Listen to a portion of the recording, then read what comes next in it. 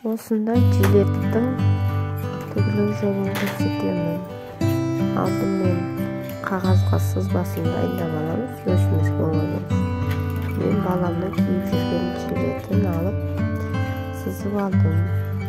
Бұл 5-6 жасқа арналған жилет. Матаға сызып алып қиямыз. Бұл артқы бөлігі. Қиып алдық. Енді алдыңғы бөлігінде дәл осылай өлшеп сызып қиып аламыз. Мен сары маталы істеп атқан себебім күзгі балға, балабақшаға істеп атырмын. Осылай қиып алдық екеуін. Алдыңғы бөлігі бұл. Ортасын кесеміз.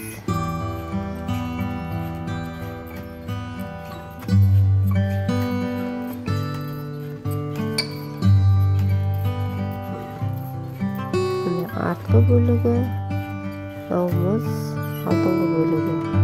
Ортасын кескен себебіміз түйме қадаймыз.